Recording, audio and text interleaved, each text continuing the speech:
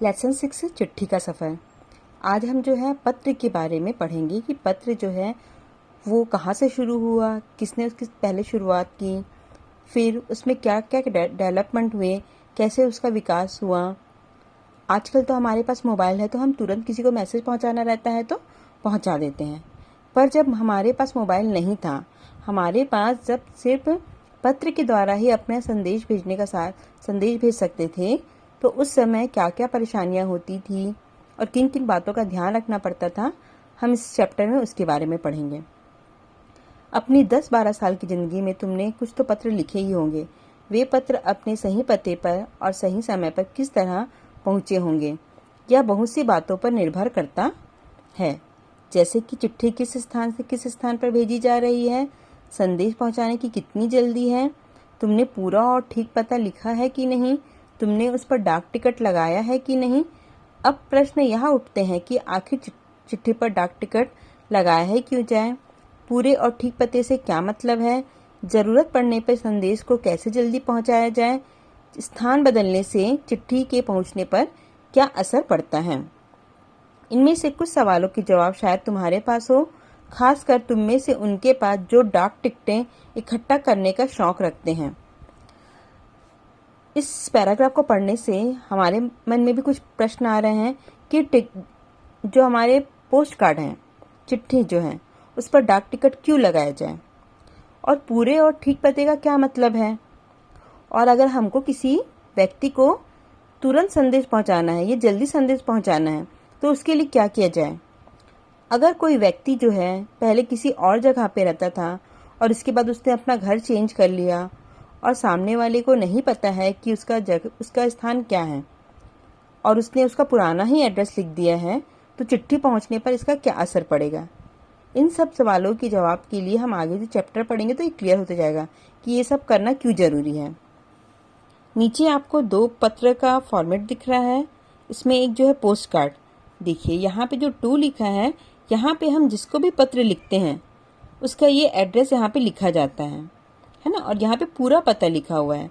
साथ ही यहाँ पे पिन कोड भी दिया हुआ है जो 6 डिजिट का रहता है, और ये लिखना बहुत कंपलसरी है, इससे जो है पत्र सही जल्दी पहुँचता है।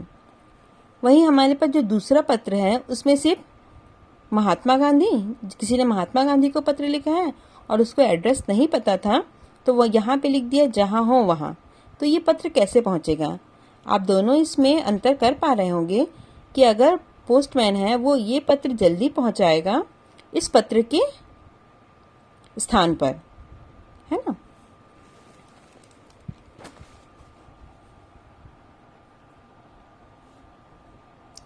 ये दोनों पते किस तरह से भिन्न हैं।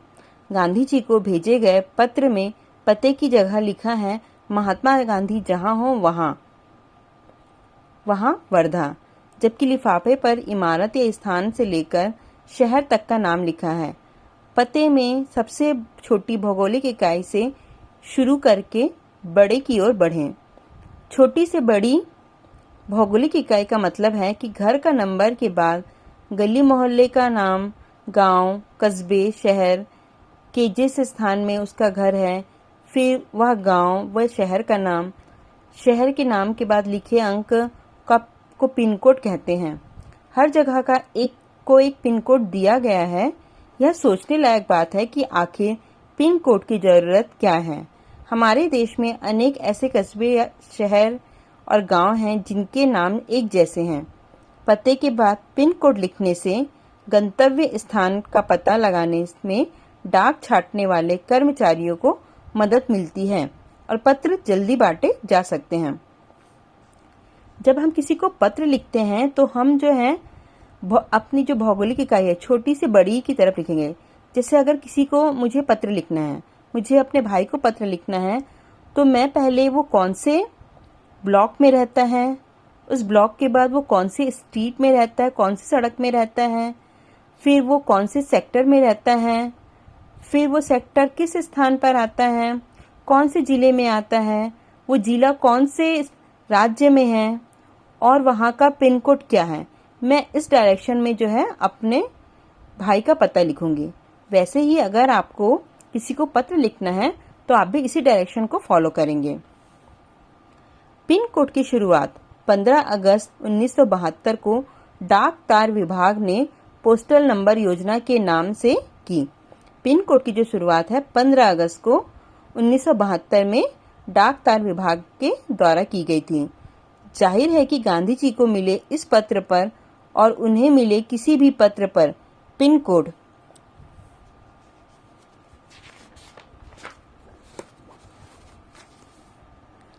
का इस्तेमाल नहीं किया गया था। फर्क सिर्फ पिन कोड का ही नहीं है, समय के साथ डाक सेवाओं में निरंतर बदलाव और विकास होता रहा है। यहाँ इस नीचे जो बॉक्स में पिन कोड के बारे में विस्तृत जानकारी दी गई है। पिन शब्द पोस्टल इंडेक्स नंबर का छोटा रूप है। किसी भी जगह का पिन कोड 6 अंकों का होता है। हर अंक का एक खास स्थानीय अर्थ है। जितने भी डिजिट रहते हैं, हर नंबर का कुछ खास अर्थ रहता है। उदाहरण के लिए NCERT को भेजे गए लिफाफे पर लिखा अंक है 110016। इसमें पहले स्थान पर दिया गया अंक यह बताता है कि यह पिन कोड दिल्ली, मुंबई, हिमाचल प्रदेश, पंजाब या जम्मू कश्मीर का है। अगले 2 अंक यानी 10, ये जो शुरू के 2 अंक हैं, ये हमको उस स्टेट का बताते हैं कि कौन सा स्टेट है। अगले 2 अंक यानी 10 यह तय करते हैं कि दिल्ली राष्ट्रीय राजधानी क्षेत्र के उप क्षेत्र दिल्ली का कोड है। और ये जो यहाँ पे 10 है वो ये बताता है कि वो दिल्ली के कौन से क्षेत्र में है। अगले 3 अंक यानी 016, ये जो 016 है दिल्ली उप क्षेत्र के ऐसे डाकघर का कोड है जहां से डाक बांटी जाती है।